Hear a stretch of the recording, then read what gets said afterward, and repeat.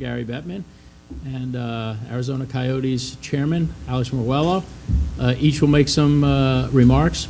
Please, when we get to the Q&A portion, wait until you're called upon so we can get you a microphone so we can all hear the questions. And let's save follow-ups for a second round so everybody can get their questions in. Thank you. Thank you, everyone. Good morning. And I wanted to take this opportunity to address all of you and to answer whatever questions you may have. Let me start by saying days like today are difficult, they're sad, and I sympathize with and understand and feel sorry about what the fans of the Coyotes are going through, and there probably is every conceivable emotion, and I respect that, and I feel badly about that. But I think if you look back from a league perspective over the last almost 3 decades, the NHL's support for hockey in the desert has been unwavering, to say the least. And for anybody who's been on that journey with us, there have been countless times where we could have made another decision and we didn't. And so I hope everybody understands that this is a place that we believe hockey works. But we find ourselves here today under difficult circumstances, because when the Coyotes moved into Mullet and played now 2 seasons there, the belief was that this was going to be temporary, 3 years. And I had in my mind, with everything that had to go on, even if there was a 4th year, if a building was coming out of the ground, people would understand and be excited, and we'd get through it. But as things have now played out, and with the next step, the auction on June 27th, it became clear to me that not only had the timeline stretched, we were still dealing with uncertainty because there's still an auction to be had, and there's a theme park district and some other things that have to be set up. And so we were facing, I think, under a best case scenario, anywhere between 3 and 5 years more in Mullet. And by the way, I do thank Arizona State University for enabling the Coyotes to use that facility. And as a college rink, it's a good facility, but it's not a major league facility. And that's the point of, with the potential of 5 more years, maybe, in Mullet, it's not fair to the players on the Coyotes. It's not fair to the players on the other teams that come in. It's not a major league facility. And the prospect of possibly playing playoff games there or a Stanley Cup final, it just didn't work. So I decided we needed to look for a solution that dealt with that possibility, probability, actuality, and at the same time could keep hockey alive in the desert for the long term. So I was looking for a short-term solution and a long-term solution at the same time. The first that Alex Meruelo heard anything about what we wound up consummating and the board approved yesterday was on March 6th. That is the first time that I raised this with him, and his reaction was, no, I don't want to do that. I and my family believe in hockey in the desert. The Coyotes are important to us, and this isn't something that I think I'm inclined to do. And we then spent the next couple of weeks discussing why I believed it was appropriate for the Coyotes to go inactive. You know, there's been a lot written, expansion, transfer. We've created a scenario here that I don't think anybody's ever done before. This franchise is inactive. We didn't expand. We have 32 active franchises. But it became clear to me, and I proposed this at the outset, that there was no way that Alex was going to agree to this if he wasn't going to have an opportunity to reactivate the franchise. And that's where the concept of build a building in 5 years and we will reactivate the Coyotes. It will be inactive. Alex is free to attend board meetings. The Coyotes don't get a vote because we're not 33 teams, but he's free to attend board meetings. He's going to stay involved. And I know he's committed to keeping hockey at the professional level alive in Arizona. And I know he's committed and passionate about getting a building built. You know, we could all talk about and reminisce, and I use that word in quotes, over the trials and tribulations of how we got here.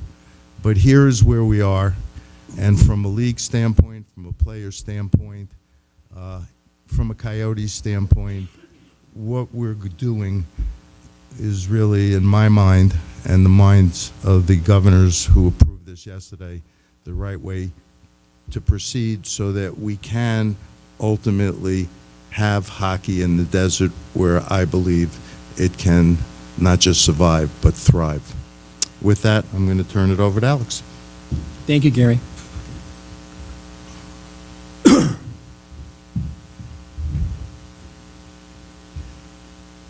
First of all, I want to thank Gary and Bill Daly for being here today. Their commitment has been unwavering, and I mean that from day one. Gary has been vested probably for more than 28 years in the desert, and he strongly believes that it works. I have now been involved 5 years, and in the last 2 years, I've seen something I've never seen before. There's no question that it works. Moving from Glendale to Tempe was the right decision. Our revenues far exceed what we ever did in Glendale in 18,000 versus 4,500 seats. But more importantly, the fan base and the enthusiasm has been infectious. I've never seen anything like it before in my life, and I know, without a question, it works. And given the right location, which we're looked at getting in June 27th, given the right location and the new arena, I believe Arizona Coyotes could be top 10 in team-generating revenues. No question about it. I'm fully committed to doing that, and I'm excited.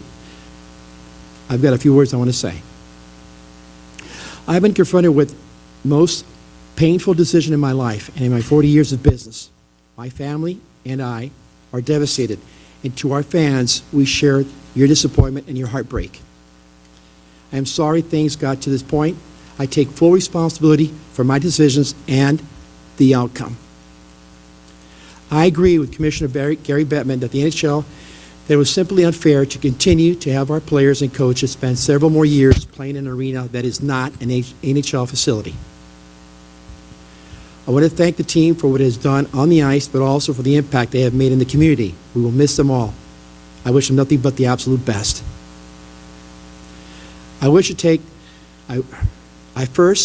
first step is to reactivate the Coyotes comes on June 27th, when I intend to win Arizona State land auction in Phoenix, in the city of Phoenix. My goal will be to build a first-class sports and entertainment district without seeking financial support from the public. No taxpayer dollars, no tax breaks. But I do need the support from the community and its leaders with the processing of the development is this transformative project. It cannot be done without them, and it's truly a special project. You have my commitment to do everything in my power to keep the Coyotes in the Valley, to have one of the few communities in the country with 4 professional sports teams. This is a global sports market. In the meantime, my family and I will continue to embrace our responsibility to make a positive impact in the Valley. We plan to continue to financially support and grow youth hockey throughout the region and keep the Arizona Coyotes Foundation alive. In addition, we intend to make a request to the NHL Board of Governors and ASU to relocate the Roadrunners to Mullet Arena. This is a hockey town, and the continued presence of professional hockey in the Valley is extremely important.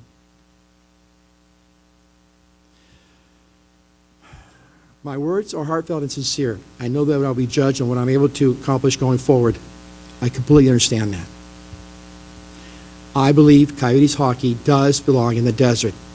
And after 5 years, I am more convinced than ever. Thank you. Okay, we'll take questions. Again, please wait for the mic. Craig Morgan will go first. Craig Morgan with PHNX Sports. Alex, this question is for you.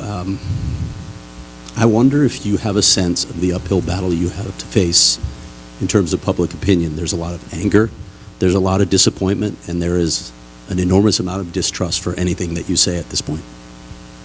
I understand that, and I can tell you one thing. I'm committed to making sure that everything I just said in the statement happens. I'm committed to the Valley. I'm committed to hockey, and I know for a fact in the last 5 years that this works. Arizona hockey works in the desert. You know, having been in professional sports at the major league level for 43 years, there are plenty of times that fan bases get aggravated with the ownership of a team, and I believe that when Alex does what he needs to do and so that this team can be reactivated, people will be looking forward, not looking back. Barry Bloom. Hey, Barry Bloom from Sportico. Hi, gentlemen. So let's get to the proposal and what you want to do with the building of the arena. So my understanding is that you want an entertainment district established there, and that may be not the exact wording of it legally, but so that you can capture user fees to help pay for the project. Is that correct? Correct. And it's a voluntary user fee surcharge, correct. These are funds that wouldn't exist but for the construction of the entertainment district. Okay, so the entertainment district that was created down here for the Diamondbacks, which is what I think you want to replicate, That's correct. that was not a City of Phoenix, decision. That was signed into law by Governor Doug Ducey, and it's an Arizona state thing, not a Phoenix thing. That's number one. Number two, Is that a question? it's coming. The other thing is that what happened in Tempe was the exact same thing you wanted to do, was use user fees to pay off some of the debt that would have been created to build that project. It was misconstrued by people in the community that was a tax. How do you avoid that? What did you learn from Tempe when you go into this, and how do you fight that characterization with this new project? You know, referendum in sports are kind of tough. They generally don't pass. We've learned Kansas City with the Super Bowl champions just had a referendum fail. This project as currently outlined doesn't require a referendum. It requires that, I believe, the city and the state and maybe a couple of other governing bodies need to enact some things, but it doesn't require a referendum. Yeah, but you can have lawsuits. You're going to have to make a case to the public about it anyway. If there's outright hostility to another arena and there are forces at bay that are going to do everything to prevent it, that'll be a problem. But I don't doubt Alex's commitment to try and deal with all of those head on. Second row on the left. Cameron Cox, 12 News. Alex, I know you have a meeting with Mayor Gallego here soon, and the city's confirmed that their contract with the Sun bars them from providing any economic help to like competing arenas. What are your thoughts on that? Are you aware of that? How do you plan to get around that? Well, I am aware of some of that, but yes, this is different because this is not, the monies that the Suns requested was taxpayer dollars. That actually came from, I guess, from the city funds. This is not that. This is different. This is all private. Third row on the aisle. Brandon Brown with the Phoenix Business Journal. Alex, as you go forward with this, I know obviously hockey operations staff is going up to Utah. What's your staff going to look like here? How many people are you keeping on? I know you've had to let people go earlier this year. Can you give us an idea of what layoffs on the office side have been like this year with the Coyotes? What I can tell you is that we're going to look at not doing anything for the next 60 days to really assess the situation, but our intent is to keep everything intact, from the foundation to youth hockey to the actual business operations that we have. That'll be assessed, but our goal right now is to really understand where we're at. And also, we're talking about, of course, bringing the Roadrunners to Mullet, but we have not done anything with ASU. We need to make sure that we have an agreement and we move forward. And you have approval by the AHL Board of Governors that have to approve the relocation from Tucson. And you know, the fact that there might not be a firmer plan than what Alex just laid out, remember, his first awareness of this was March 6th, and it took a couple of weeks of discussions, and the amount of lawyering and documentation and discussion and negotiation that had to go on in record time for a transaction that, at least in my time in sports, I've never seen before. We were creating some new ground in terms of how we did this and structured it. It's not surprising that there aren't complete answers yet in terms of how the Coyotes will staff themselves and plan themselves moving forward during the inactive period. Nick, aisle, second row, right? Mr. Meruelo, obviously the first step is to win the land auction. If you do that, what are the next steps? And Commissioner Bettman, what are the benchmarks that you need to see over the next 5 years for the franchise to be reactivated? I'll go first. Yeah, please. The most important and critical thing we have to do now is win that land auction June 27th, and I have full commitment that I will win that land auction. Once that happens, like the gentleman just said a little while ago, I plan on meeting with the mayor of Phoenix and having her and the city officials work with me on the permitting process, and the other issue is, of course, the enactment of the theme park district. Those are things I plan on doing. And you've seen that they have plans, what the arena looks like. I think they were posted on social media. We're going to continue to monitor to see progress. Our agreement basically says we need about a year and a half notice to reactivate, and it doesn't have to wait 5 years. The faster they go, the faster the activation can take place, and we'll be looking for progress. Obviously, the most concrete thing will be a structure coming out of the ground. Second row on the left. Question for both of you. Mark McClune with 3TV, CBS 5, Arizona's Family. Alex, you had a very public battle with the city of Glendale over unpaid bills. You've been accused of not paying hotel bills on the road this year for your team. How much did unpaid bills get us to the point where we are today? I'm not aware of any unpaid bills, and I can tell you one thing. To have been in business 40 years, having state licenses in media and banking, and also in Las Vegas when it comes to gaming commissions, you wouldn't be around if you didn't pay your bills. That's all I have to say about that. Right side, all the way on the right, second row. Remy Massey from the Hockey News. Alex, this is for you. You've made a lot of public appearances the past couple of days, but I was wondering why haven't you made many public appearances over the past year? Because I don't like the media.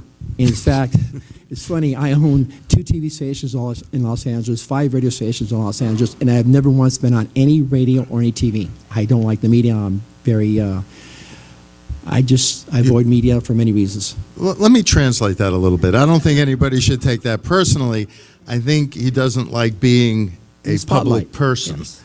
Right? And not that he dislikes the media, because as he says, he owns media, and all of you he wasn't referring to. It was some people don't like to be that out there in public. And, you know, he wouldn't be the only owner in any sport who feels that way. Let me clean it up. He's exactly right. I didn't mean it that way. I was being facetious, okay?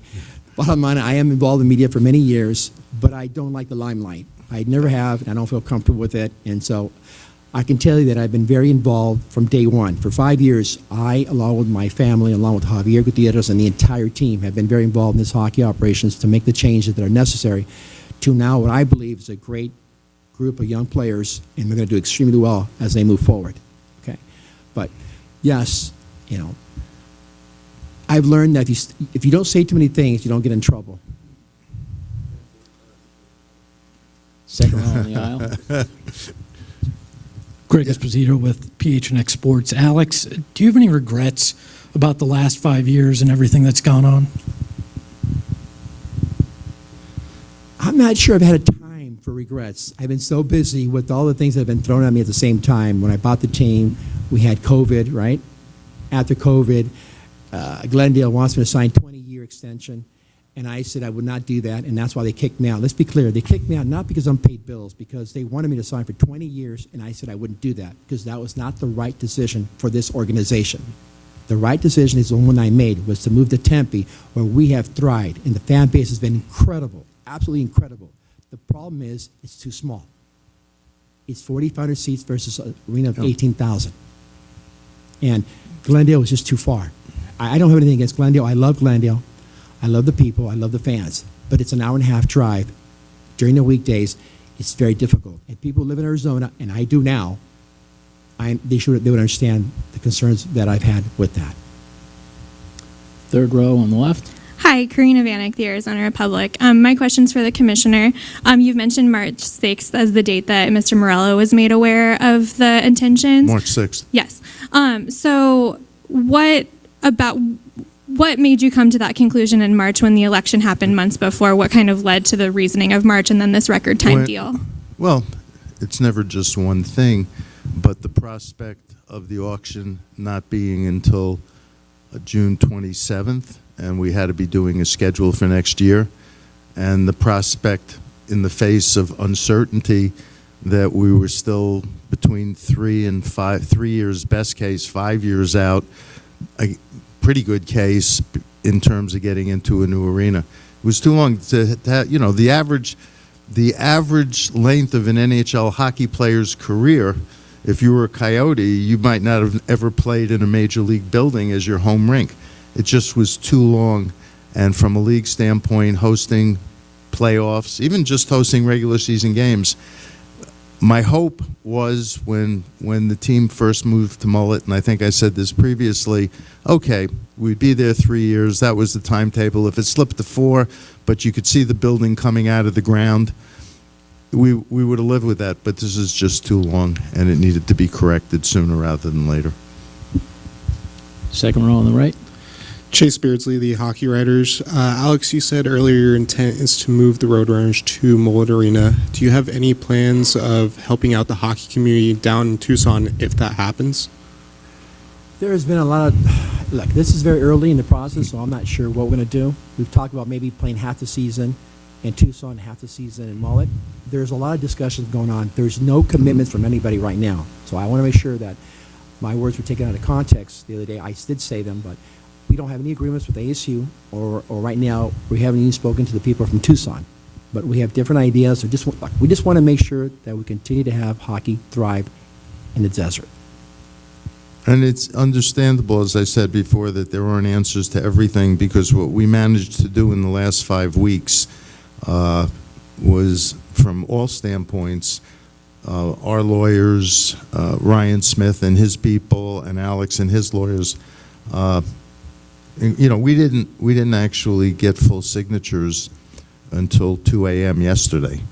So this, in terms of the details as to what happens going forward, other than the structure of the deal, there's some work to be done, which is understandable. Second row on the left. Hi, Colin Harmon, ABC 15. Alex, this is for you. I hear your hesitancy towards the media and the limelight, but between yourself and Javier Gutierrez, I know a lot of lifelong season ticket holders have expressed frustration about not hearing from either of you guys throughout this, and also the concerns over the season ticket deposits that they've made. They're wondering when they will see their money returned. Okay, so first of all, again, I was being facetious, okay? I was being facetious. I do love the media. I'm in the business, so I'm trying to understand that, number one, okay? I just don't like the limelight. In regards to your next question, I think you had 3 questions. What was the second one? Season ticket refunds. The question is addressing season ticket holders, because they, from what I've heard, you guys haven't addressed them specifically, and then refunds for season ticket deposits that have been made. And you also said I hadn't spoken. And the reason why I haven't spoken was because I wasn't able to speak. I've been, for many years, basically for 4 or 5 years, I've been either gagged, threatened, or I can't speak. Now I'm finally here and I'm speaking. As far as the ticket refunds, I know we're addressing that, but again, this is all happening right away. Just give me a little bit of time, and it will be addressed immediately. No, there wasn't anything he could say because until it was done, it wasn't done. I mean, there were a lot of leaks, and I'm not a big fan of leaks, but there was uncertainty until it was done. This is a highly complex transaction, and I'll reiterate, one that he didn't ask for. And at the end of the day, we were trying in real time to accomplish what we needed to do. And it wasn't like somebody had been sitting on this for 2 years and had been planned out in advance. Again, this wasn't done until yesterday at 2 in the morning. Third But, row. and season ticket refunds will be made Yeah, immediately. Immediately. We're going to look at it and we'll address it immediately. Just give me a chance to breathe a little bit. It's been very, like Gary said, it's been overwhelming. Third row on the right. Erin Patterson, K-Gun 9 in Tucson. What message do you have for the fans of the Roadrunners in Tucson now that they may lose their AHL team? I didn't say we haven't decided that. So again, I'll answer the question again. Right now, we're not sure what we're going to do. We have different ideas and different plans. We haven't yet come to a conclusion. So far, we're very happy in Tucson, and the Roadrunners have done very well this year. I think we're in second place or first place, and we're very excited about the team and the future. But we have not yet decided where we're going to go. So I think we're getting a little ahead of ourselves. Third row on the left. Yeah, Greg Barr with the Business Journal. Just to finally clarify one thing before I ask my question just about Tucson. So when the team starts the playoffs next week, that will be at the Tucson Arena, correct? Correct. Yeah, okay. Yesterday in Utah, the minute that they announced that this deal was done, they had more than 11,000 people plunk down deposits for season tickets.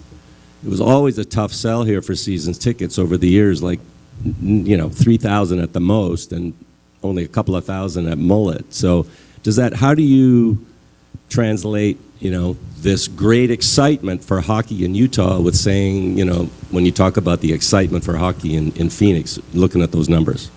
Well, I think with the Arena Challenge, it has had an impact on attendance, obviously. Not to be flip, but in terms of the adjustment we're making while the Coyotes are inactive, I think we made a good decision. But as it relates to the ownership in Salt Lake City and with respect to the market itself, and the number's now up to 20,000. Commenting on Arizona, I'm not sure, this is way before my time. I am not sure that the Coyotes were ever given a fair chance. They went to Phoenix, where we had issues with the obstruction of 4,000 seats, right, and they couldn't play there. They went to a new arena in Glendale, which is way too far. So one had obstruction of views. The next one had an issue where it was too far to go. And then from there, we went to Mullet, where it's been incredible success. It's been very positive. Let's not do the history because it doesn't help, but Alex is also missing the piece where somebody tried to move the team over the league's objective. I mean, there's the journey has been littered with potholes, unfortunately, and we've always stood by the franchise. And again, with the right to reactivate, we're still standing by this market. I believe that a team belongs here. We need a new arena. I agree with him 100%. I've seen it with my own two eyes, and I've witnessed it over the last couple of years at Mullet. It has been incredible, absolutely incredible. Third row on the aisle. Patrick Brown, ArizonaCoyotes.com. Question for Mr. Bettman, and kind of to piggyback off of what you just said. You've always been committed to this market. You've been here a long time. Just wondering if you have a message for the fans and the long-time season ticket holders and their support over the years. I opened by addressing the season ticket holders and the other fans, and I'll reiterate. I'm sorry that we're in this situation. The team needs a new building in the right location. Despite the fact that ownership, Mr. Meruelo, is prepared to pay for this without taxpayer assistance, there have been obstacles, and we're hoping they'll be overcome because we want to see this team reactivated. In the front. Leah Merrill, PHNX Sports. You addressed the inability to address this publicly, but internally, why did you not address the staff before yesterday and the players to let them know that you understood their concerns, and why did you cancel multiple meetings to do that? I'll answer it for him for the umpteenth time. Nobody knew anything until yesterday. This was far from done. It was a work in progress over roughly a 4-week period. And to suggest that we should be out there saying what was going to happen when nobody knew until it was done, I think that's a little unfair as it relates to Coyotes management and ownership. All the way in the back on the aisle. Elliot Polikoff, Arizona's Family. Alex, this question is for you. I know you talked about not really having time for regrets and all of the potholes that have come up over the last 5 years. Is there one thing, looking back, that you would have done differently if you could have, that stands out? And if so, what would that one thing be?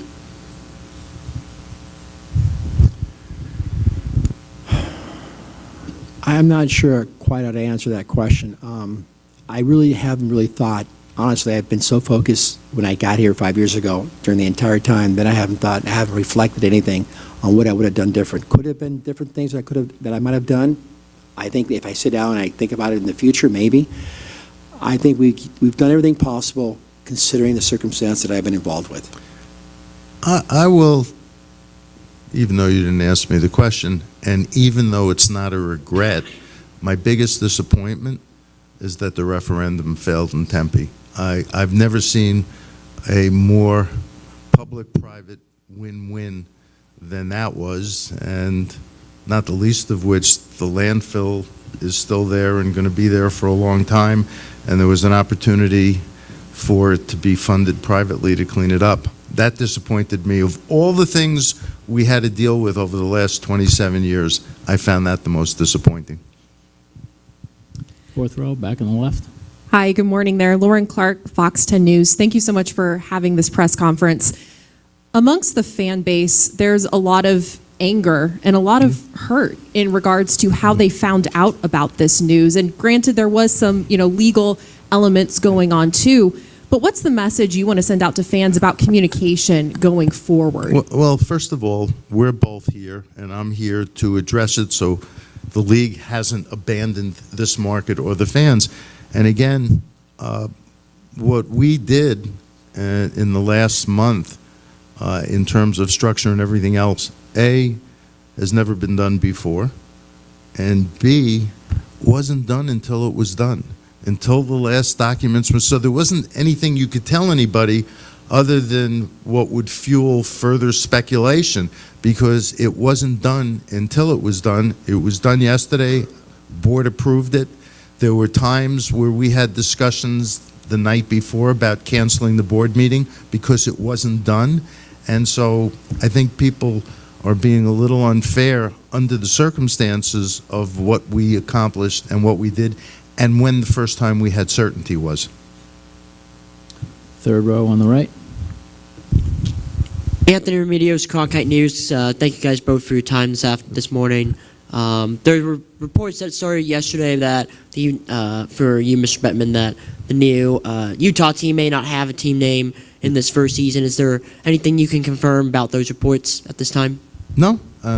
We'll have those discussions on an ongoing basis with ownership in Utah, but, to find a name, to trademark a name, to make sure there are no conflicts, to then have a campaign to unveil the name, you can't do that in this time frame. That's just another element, an indication of what we were dealing with in real time in a short window. And if the team doesn't have a real name to start out, that'll be the case. At some point, I promise you they'll have a name, but the time frame just doesn't allow for it, which is consistent with everything else I've been saying about not everything could get done based on what we did in the time frame that we were doing it. All the way in the back left corner. Patrick Hayes with ABC 15. Did the league or the Coyotes talk to any other potential buyers that had interest in keeping the Coyotes in Arizona and had a different plan other than building an arena I from believed scratch? I had a very good sense of what was doable and not doable, what was realistic and not realistic, and unless somebody could put up a new hockey-friendly building overnight, wasn't going to happen here. Fourth row on the right. Zach Mott, Cronkite News. This is for the commissioner. When did Ryan Smith first express his interest in owning an NHL team? 2 years ago. And in fact, I think on January 24th, he sent us a letter, which was then released publicly, requesting that we consider Utah for expansion. Okay, we have time for a few follow-ups. Second row on the left. Commissioner, this is for you. What happens next if Mr. Meruelo isn't able to come to completion with some of the terms of this agreement? Mr. Meruelo has 5 years to get a building built, to reactivate the team, and I know he's absolutely committed to doing everything possible to do it. That requires a hypothetical and speculative answer, and I'm not doing that because I believe that he's going to do what he says he's going to do. About what? With all due respect, if you've been listening to the conversation we've been having here about what we've done in a short window, there's an auction on June 27th. That's step one to getting this done. Second row, Nick. Just want to flesh out the details on that short window. I think you said March 6th was the first time you approached Mr. Meruelo with this idea. He said no. It took 2 weeks of discussions. At what point did he agree in principle, and did you really start hashing out details? Because probably 3 weeks at most. There was an agreement at 40,000 feet conceptually, and then we had to get more granular to 30,000 feet. This didn't get wrestled to the ground till this week. Again, it's a very you have to understand, they've done an amazing job, and so have we. To do this over a period of time of 3-4 weeks on something never been done before is unprecedented. We were on uncharted waters the entire time, and it was very stressful and many hours, and I thank everybody who worked on this project because there have been a lot of people, a lot of hours, a lot of non-sleeping to get to this point. It's been very difficult. Second row in the aisle. Alex, Gary mentioned that Tempe was probably the biggest regret and kind of how that went down, but multiple sources internally and externally said you weren't willing to spend enough money on the campaign and you didn't start soon enough and that you didn't have the right people in place. How do you respond to that? That's Monday night quarterbacking, right? I spent $7 million on this campaign. $7 million for a residency of 200,000 people, which actually 25,000, 30,000 people vote. Okay? Can you please ask Kansas City? They didn't have theirs passed either. And they won 2 Super Bowl. I mean, I personally went door to door knocking over 1,000 doors over a 30-day period. Not only did I, my family did that. All the executive team did that. We were there face to face with everybody. I did everything I possibly humanly could do to make this win. And it's unfortunate. And do I regret that? I understand where Gary's coming from. I'm unhappy that it happened. I'm not sure it's a regret for me, but I'm unhappy that it didn't pass because we gave it everything I had, everything we possibly had to do it to make sure that we won. In fact, we were told to the last minute that we were going to win by a landslide. So to make those statements are people who really are not informed and are just Monday night quarterbacking. Barry? So we've been talking a lot about the things that went wrong. One of the things I think that went absolutely right was the way you built hockey operations here, and now you're sending a hell of a team to Salt Lake City with a lot of cap space to give them a chance to really win. So I'm wondering, when you get through this whole process, and I'm sure you haven't even thought of it, how do you rebuild the hockey operations that is gone? And Gary, would they get the kind of expansion draft that that Seattle and Las Vegas had? One of the points of contention in the discussion was that Alex felt very strongly that they had done a very good job in terms of their plan to build this team. They will get, when they reactivate, a team that will be composed the same way that Vegas and Seattle were. I'll add to that. I have been criticized for my hockey operations, which I find it baffling because I agree with you 100%. What we have created over the last 4 years is unbelievable. never been done before. With the amount of draft picks that we have and the team that we've acquired and that I have, along with Bill Armstrong and my son and my family, handpicked, we have an incredible team that they're going to be receiving now in the next, it's on their way right now as we speak. And I don't know if it makes it better or worse. Scripps has been very cooperative, extremely so, and we're grateful. We're going to flip markets, so Scripps is going to pick up the games of the team in Utah, and the games will be down here as part of the Utah team's extended market. That may make it better, it may make it worse, but the games will be viewable here. And the last comment on that, you asked me if, we did it once, can I do it again? Absolutely, we can do it again. Now I really know how things work, and I'm very comfortable with that. So isn't this market, wasn't Utah Las Vegas's market? The Utah's extended market for Colorado and Vegas, we're now going to flip Salt Lake City, Utah, and Arizona. Okay. So the games will be available here. And then one more technical question with your March 6th timeline. The actual posting of the auction wasn't done until about 3 weeks ago. Yeah, but I knew what was going on. The fact that it wasn't posted, I knew the dynamic that was going on. Okay, thanks. Okay. Third row on the aisle. Speaking about that future development, with this, having these next 5 years to kind of figure that out, maybe less, Alex, do you imagine maybe bringing in other partners, whether it's maybe ownership within the team or within the development, to bring people in, the more either capital or knowledge on that project? I'll answer that question. Under our agreement, the rights to reactivate are personal to Alex. Under our agreement, he can only bring in a partner for up to 20% of the club, and he cannot build the building, have the club there, and then turn around and sell it. He has to keep it for at least another 5 years. So this isn't a situation, and I've seen some speculation and commentary about that. This is not a flip-it situation. I think what he's also saying is he wants me to stay in the league for another 5 years on top of the 5 I've already been there, plus 5 more. So he wants me here for a while. Exactly.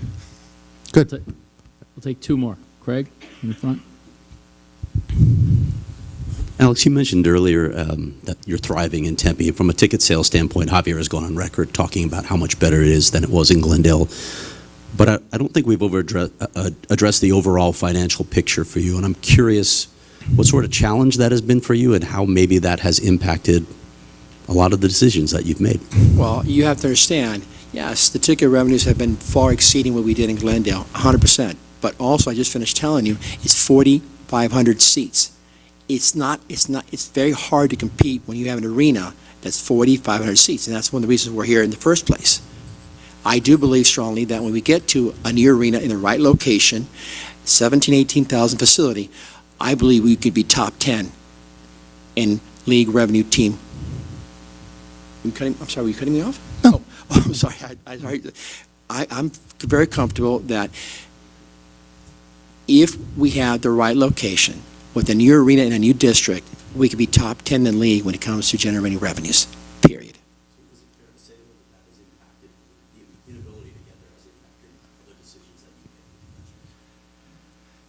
What has impacted me is the situation to be in Mullet, where we were hand-tied in so many ways that I couldn't really give the first class. I did as much as I could as far as our, sports science, nutrition, analytics. I mean, I gave everything hockey operations asked for and more. But you have to understand, we were constrained by the facility, we were in different buildings. It was not a good situation. Well, and that's the point. From our standpoint, it's not a major league facility, and it's not. We had enough time in a college rink, as nice as a college rink as it is. The question that you're really asking is, was he losing a lot of money? You betcha, he was losing a ton. Thank you for that. I didn't want to say that because I don't think. Look, at the end of the day, fans don't really care. I got it. I said it. You don't have to say it. Yeah, but no, he did what he had to do. I mean, the club is a club in good standing, and even though it's now going to be inactive, but they were meeting their obligations as they came due, despite the fact that the expenses were greatly exceeding the revenue. Okay? One last one on the second row. Commissioner, this one's for you, I guess along those lines. In terms of the timeline and the process, rather than waiting for the June 27th vote or the land auction to see what transpires, I guess, what was the urgency in going to Utah? Because my understanding is they still have public things to do in terms of getting their arena all set for NHL play. Two things going on there, and then I'll answer your question. There are 12,000 unobstructed seats, 4,000 obstructed. They have plans, which I've seen, to take it to 17,000 over the 2 summers after this. So they'll be up to 17,000 plus in short order, but it's an improved situation. Ideally, they probably would have preferred the timing of an expansion team, and they stepped up at our request to do this. At the end of the day, when we looked at what we had to do and the time frame we were working on, I had confidence that Ryan Smith and his partners would have the resources necessary to close this transaction in a matter of weeks.